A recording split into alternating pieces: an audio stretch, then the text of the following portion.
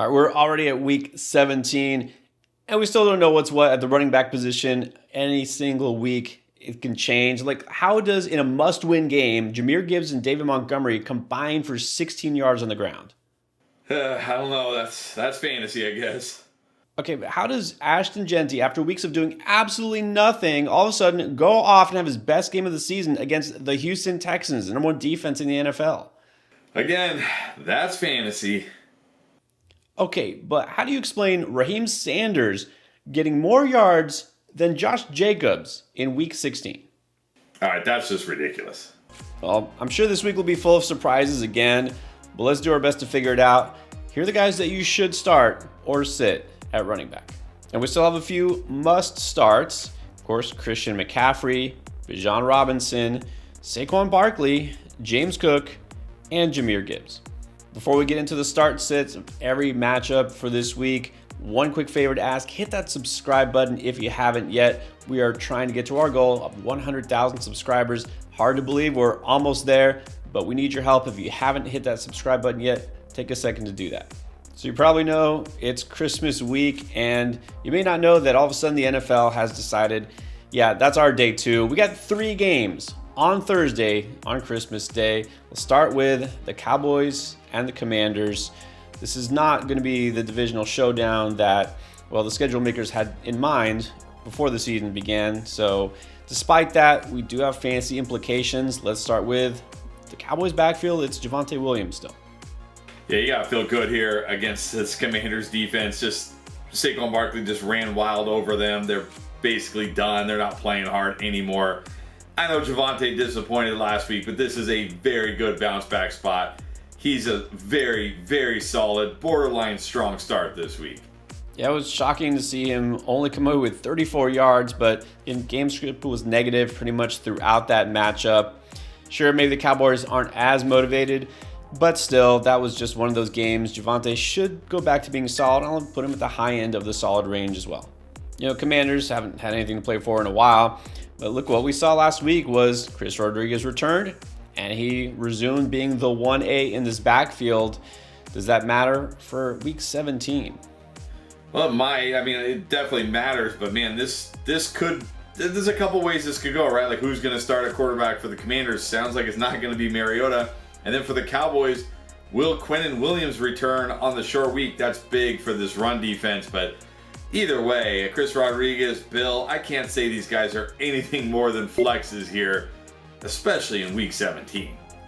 Right. You don't want to have to go to this backfield. Not like you really have 1 and 2 all season, but again, Rodriguez, he saw enough carries last week, and you can say, well, a lot of that was kind of like in garbage time in the fourth quarter. This whole game might be garbage time for them. It doesn't matter. Carries are carries. He's been semi-productive. Prefer him in a non-PPR league because he does have touchdown upside. I think he is flex worthy, and Bill just barely. I mean, this is really desperate if you're having to start Krosky Merritt here, but I guess he could score too. Game 2 of the Christmas slate is going to be the Lions at the Vikings. And so Jahmyr Gibbs, as you've seen, just as a receiver, is an automatic start.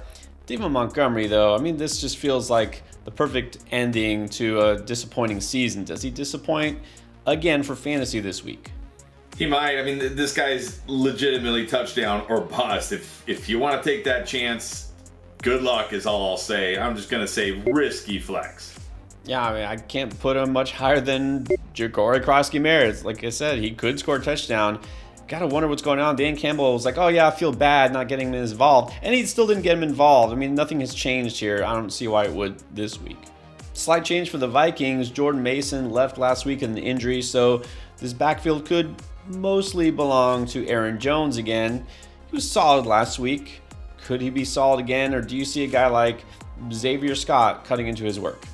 No, Xavier Scott, let's not go there this week. This is week 17. I'm going to say Aaron Jones, low end, solid. I mean, look, the Lions just got destroyed by the Steelers' run game. I mean, Jaylen Warren, back-to-back long touchdown runs in that game. Kenneth Gainwell went off in that game. But that being said, we might be looking at Max Brosmer here, so there is a cap on his upside. But I think he's got to at least be in the solid tier, probably going to get the bulk of the touches. Just maybe doesn't have a ton of upside this week. Yeah, exactly. And Aaron Jones, for what it's worth, could have had a pretty big game last week if he wasn't getting vultured by J.J. McCarthy near the goal line, which McCarthy tends to do. But on the other hand, if McCarthy's not in, that means it's Brosmer, and that's not good for anybody. So can't put him more than a low-end solid. And then the final game on Thursday, it's going to be the Broncos at the Chiefs. Again, what early on looked like a colossal showdown is probably going to be a colossal mismatch here. So with that said, RJ Harvey now on the road in Arrowhead doesn't look so scary, does it?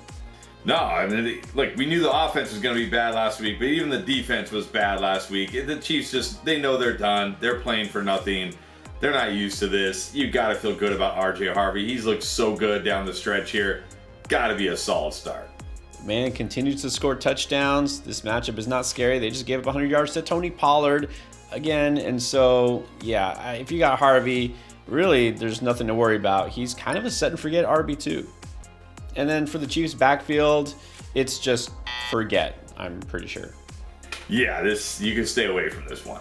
Now, while you're locking in those players for your fantasy lineups before Christmas Day, don't forget, lock in your underdog picks. It's still a great time to sign up if you haven't yet. You'll get a free pick on Christmas Day. It's Jahmyr Gibbs, just going higher than 0 combined yards. It's a gimme pick, and you get that for signing up for the first time on Underdog if you use code ENDGAME at checkout. You'll also get something every day in your lobby. It's Underdog Unwrapped. You get profit boosts, you'll get free picks, and so much more. So check it out now. Don't forget, you still also get your deposit match, and as soon as you play $5 towards any picks, you get another $100 in bonus funds. Just make sure you use code ENDGAME before you check out. All right, now we move on to Saturday. NFL is going to occupy that day too. We're going to have 2 games that day. Let's start with the Texans at the Chargers. Now this game means something for both sides, but we don't know exactly what's going on in the Houston backfield these days. Woody Marks missed in week 16. Does he come back? Do you feel good about any of these running backs? I mean, you can't. This is a tough matchup here against the Chargers. I will say Jawar Jordan was okay last week if you started him, but man, if Woody Marks comes back, that just muddies things up even more. Nick Chubb's still kind of lurking there. Dare O in the mix. I'm just going to sit these guys on the road in a tough matchup. Yeah, it is definitely a tough matchup. You just can't risk it because the ceiling is not very high with any one of these backs, and since we don't even know who's going to get most of the carries, it's just best not to deal with it. Now, things might be a little clearer for the Chargers backfield. Kamani Vidal left with a neck injury last week.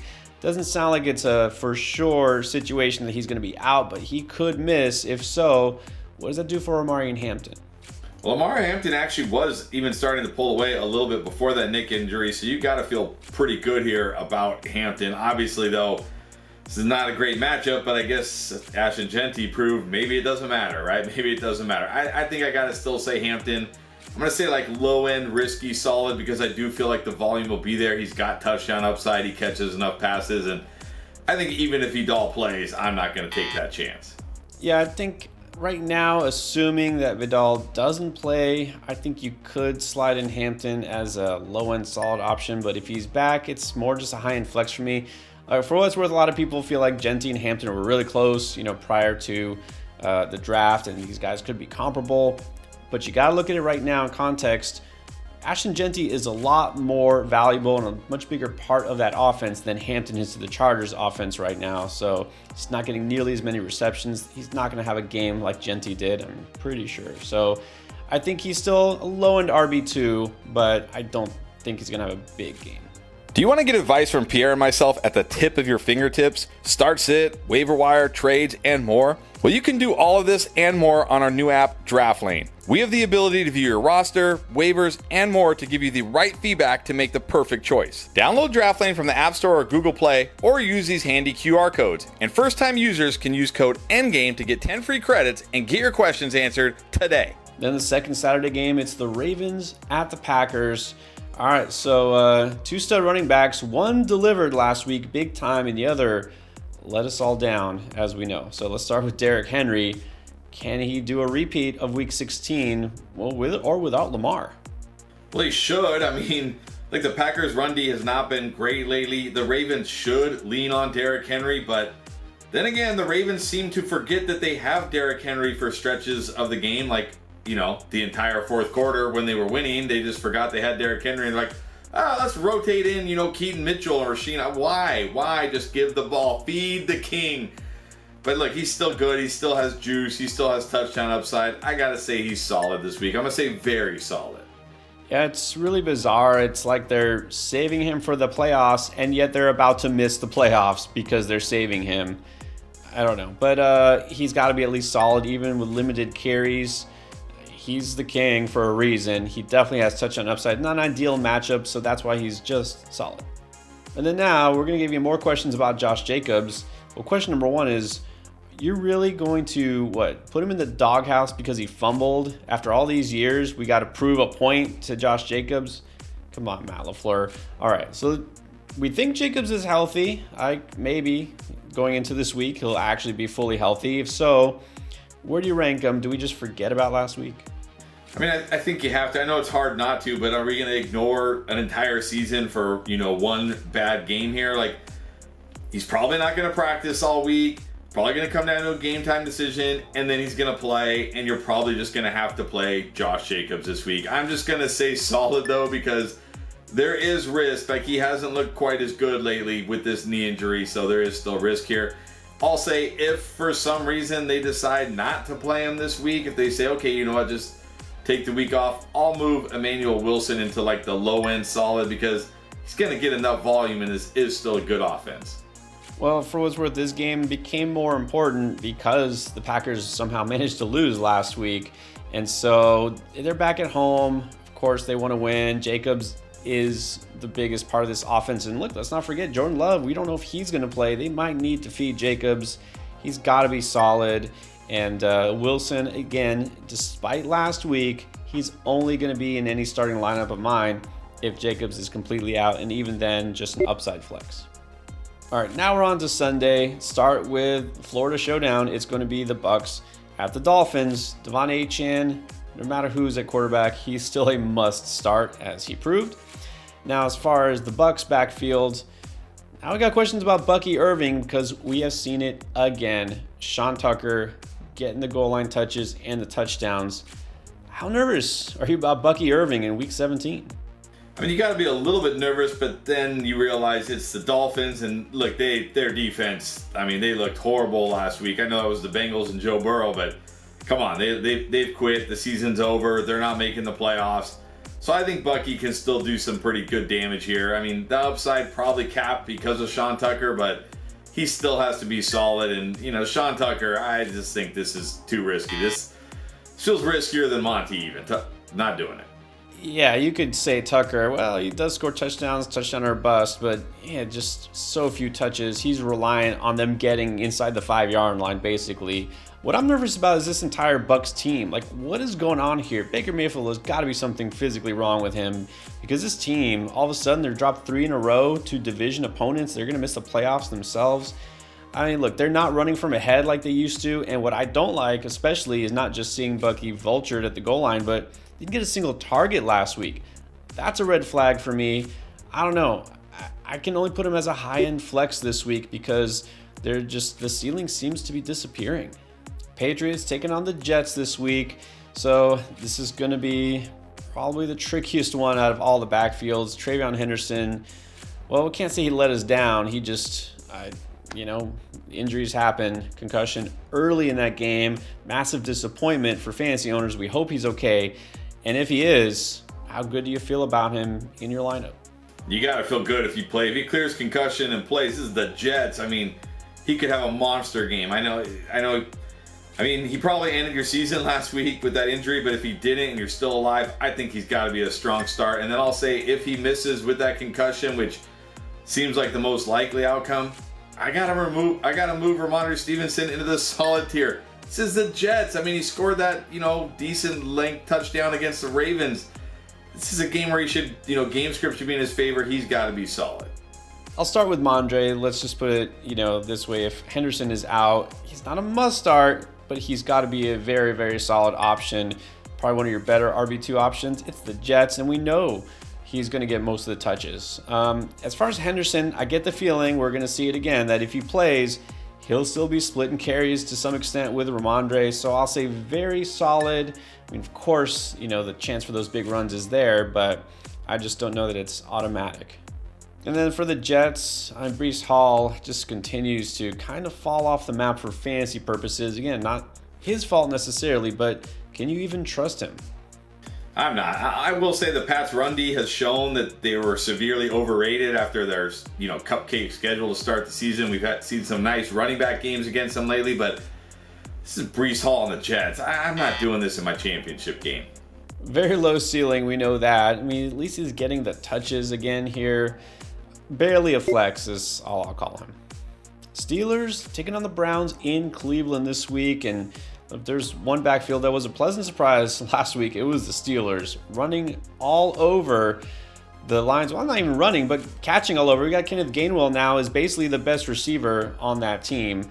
And so, yeah, Kenneth Gainwell, it's almost like how do you not start him at this point? But what do you do with Jaylen Warren? Are you buying into his outburst? Yeah, Kenneth Gainwell, I think at this point just has to be a solid RB2. You got him, you start him. Don't even worry about it. And the Browns' run defense has looked terrible the last few weeks. I mean, this is another defense that's just over it, waiting for the season to end. I'll say Jaylen Warren, a strong flex, because he does still get the touches, but I'm not expecting him to rip off 2 long touchdowns again, and neither should you, but he gets enough touches here to at least be a strong flex. Both good options. Again, I find it hard to trust Jaylen Warren on a weekly basis, but this Browns defense, I mean, forget everything that happened all season long until the last month. They were actually, for most of the year, the number 1 rushing defense according to DVOA. Over the past 4 weeks, they've allowed the 5th most fantasy points to running backs. We've seen it week after week. This team, yeah, they're ready for a vacation. So, yeah, fire up Gainwell for sure. He's very solid, and I think Warren sneaks into the low end of the solid range too. And on the other side, unfortunately, Quishon Judkins is done for the season. Brutal pair of injuries for him on the same play. So that leaves Raheem Sanders. I mean, I kind of explained who he was on the waiver wire video. Also said you can't get suckered into this just because he's the RB1 for an NFL team. No, and look, the Steelers, even without TJ Watt, I mean, like we talked about it, they shut down this Lions run defense last week. How good can we feel here about the Browns? I'll just say risky flex because he should get enough touches here, probably, but this could be another Audric Estimate trap. Exactly what it feels like. Again, touches are the key to, opportunity and fancy points for running backs, but it's got to be on a semi-good team. So again, you've got to be pretty desperate, and if you really don't have a better option on your bench or waivers, then props on making it this far in the fantasy playoffs without any RB depth. Jaguars at the Colts this week. No depth required here. You got 2 stud running backs, Jonathan Taylor and Travis Etienne. Got the backfields to themselves. Let's start with Etienne and the Jags, whose offense just continues to roll. Yeah, I don't see how you don't start Travis Etienne this week against this Colts run defense. I mean, I know Christian McCaffrey's a great player, but this is a guy who'd only been averaging like 3.6 yards per carry this year, ripping off, explosive runs against them. You got to start Travis Etienne this week. He's got no competition for touches. He could be one of the highest scoring running backs in Week 17. Right, and even though he's not coming off a big game himself, that was a tough matchup, and I don't think they're going to need to pass the ball quite as much this week, you figure. But yeah, Etienne is almost a set and forget. Now, as far as Jonathan Taylor goes, well, obviously things are different now, but Old Man Rivers showing some life last week. Is Taylor back to being kind of a set and forget? I don't know, because it didn't really seem to help Jonathan Taylor a ton, right? I mean, Phillip Rivers throwing touchdown passes to Alec Pierce wasn't necessarily helping Jonathan Taylor's fantasy output here, and this is a much, much tougher matchup against this Jags run defense. I'm going to say high end solid. Like, you're probably not benching JT, but I also don't expect JT to go off this week. Yeah, I mean, I agree with that. They took us by surprise by trying to not establish the run and do what they did in his first start. They just tried to prove that he can still pass the ball, and I guess he did prove that in the first half last week. So I still think Taylor gets so much volume this week. They are not going to want to test this Jags secondary as much as they did to the 49ers. I still got to put him in the strong tier. There's just not that many running backs I would trust this week over JT. Saints taking on the Titans this week, and let's talk Audric Estime. I mean, he's still it for this Saints backfield, and he was absolutely a trap last week. Is there any reason to consider him this week? No, this is a tougher matchup. Titans, Jeffrey Simmons in the middle. We saw a ton of Taysom Hill. I mean, Taysom Hill literally fumbled his first carry, and Kellen Moore was like, I don't care. I'm still going to give this guy the ball a ton. You cannot start Estime. No, I don't think we need to think about this Saints backfield anymore. We do have to think about the Titans, though. In fact, not just Tony Pollard again, third straight week being super productive on the ground. Not sure why he decided this was the time to start being productive, but whatever. And then Tyjae Spears had a nice fantasy day as well. How do you rank these guys? I don't want to go crazy here. I'm going to say Tony Pollard, low end, solid. Three straight 100-yard games. Now I know, he did have a 1-yard touchdown called back by penalty. Could have been another nice day here. Saints run defense doesn't scare me. I'll say Spears. I'm going to say a strong flex because there are certainly worse options this week, but this also feels a little risky. Oh, there's definite risk here because one thing with the Titans, so they've proven they're just going to now continue to feed Pollard because he's now actually running well. So yes, he can be considered a low-end solid option. As far as the targets, it's been inconsistent from week to week. So I don't assume Spears will get 5 or 6 catches again, but he definitely could because it's not like they have a lot of great options at wide receiver. So I think he gives you a floor. He does have some juice. Let's call him a high upside flex. Seahawks at the Panthers this week. So let's talk Kenneth Walker and Zach Charbonnet. Oh, Kenneth Walker. Why? Why now? Talk about waiting until the very, very end to finally do something after we had given up on you. This feels even more trappy than all the other players who randomly went off last week. Could you do it? Could you put Kenneth Walker in your lineup in week 17 and just hope that he does it again? I mean, if I'm desperate, sure. I'm just going to say a flex. You're right. This feels like an absolute trap here. Don't want to just chase last week. And Charbonnet, yeah, not doing this at all. No. Yeah, but Charbonnet is still touchdown or bust. But again, we're looking for upside here. The thing with Walker, he only had 11 carries, right? He did rip off a big run. And for weeks, we're like, well, he could. He finally did, but that's it. The volume didn't change, right? This offensive scheme didn't change. The Panthers do not play in fast-paced games. It's at Carolina. I don't know. These guys are both, just to me, desperation flexes again. Now, what about in Carolina? Well, one guy who did let us down was Rico Dowdle. So, do we have questions now about this backfield again? Yeah, we saw way more Chuba Hubbard than we did the previous week. I mean, this is becoming one of those frustrating situations where it's like, maybe this week Rico will become the guy again. Who knows? But this is a tough defense against the Seahawks. I almost just don't even want to bother with this, but I think there's enough upside here to at least call either of these guys flexes.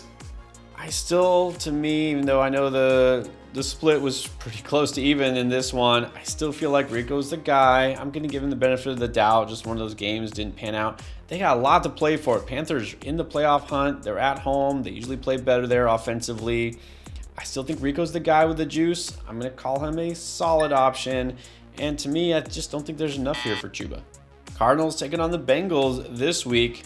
Shouldn't be a lot of defense in this one. So how do we feel about Michael Carter? Again, the numbers were a little lacking overall because I don't know what happened to that offense. They stalled out against Atlanta.